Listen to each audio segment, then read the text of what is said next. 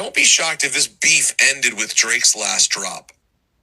Not because he lost, but his corporate partners, Nike, NFL, NHL, are all probably getting nervous about the perception of the things being said. I don't even think they have to say it. I think Drake's team's smart enough to go, we're about to with the money. So you already have insiders like Mr. Rosenberg and people calling this out. Now, people from Universal Music Group is vehemently denying accusations of stepping in the Kendrick Lamar and Drake's beef. They're saying that they have nothing, absolutely nothing to do with it, but we're hearing that the corporations are stepping in because Kendrick Lamar is impeding on Drake's money.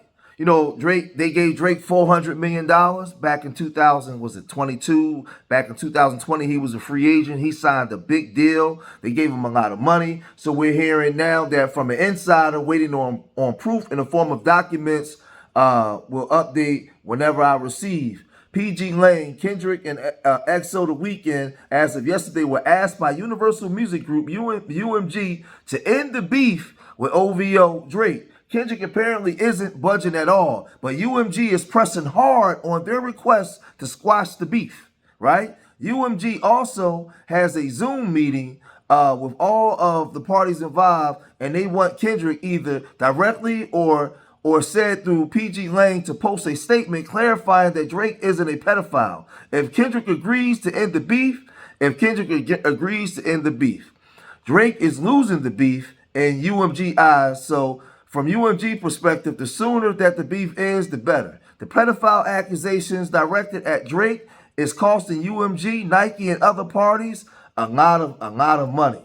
So this stuff is being talked about on the underground, and we remember the different diss tracks that they was throwing back and forth at each other.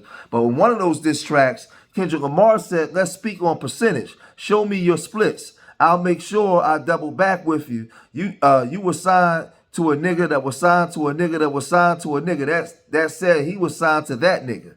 Try cease and desist on like that record. What? You ain't like that record. Back to back.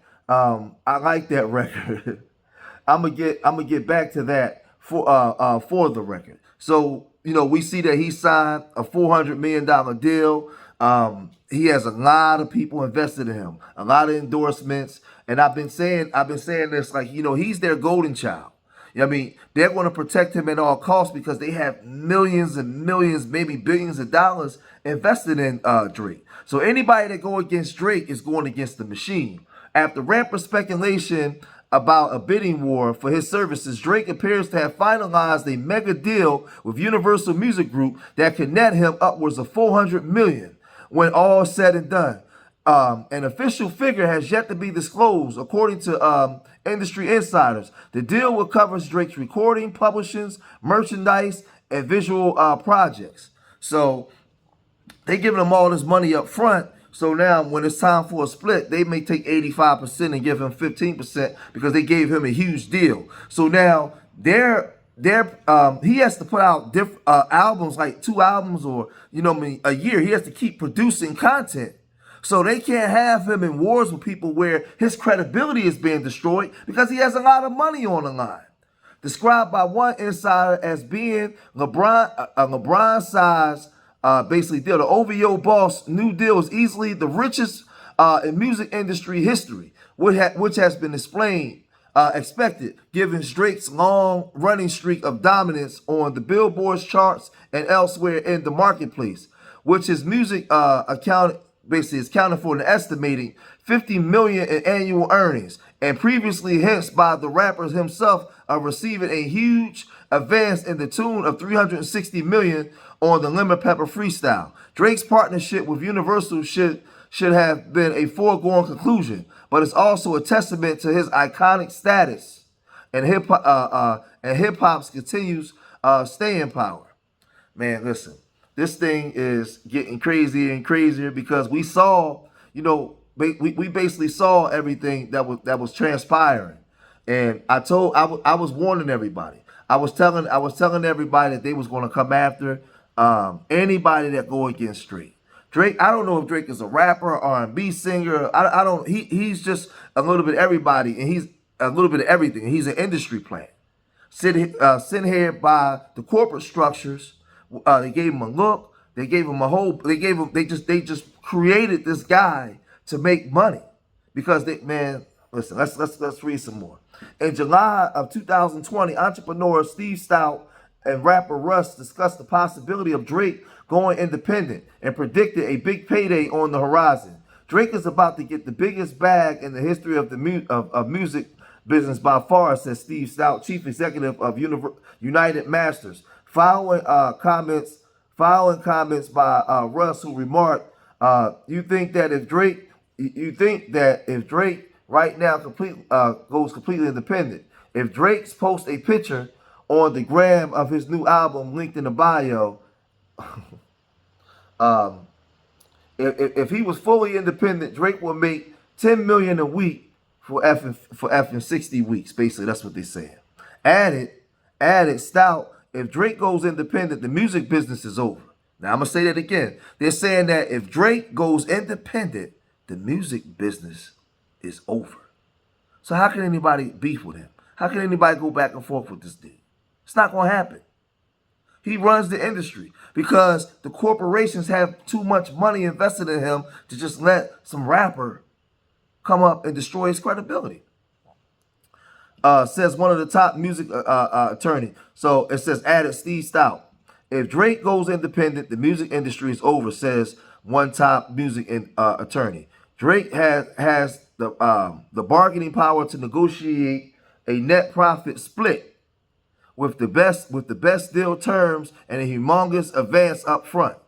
So he probably negotiated some type of split, but they gave him a bunch of money up front where they could take the bulk of where they could take the bulk, and he has to recoup some of that now. So that's why I'm saying. So now when you're hearing these rumblings underground and Universal Music Group is vehemently denying it, they have to deny it. The Toronto native business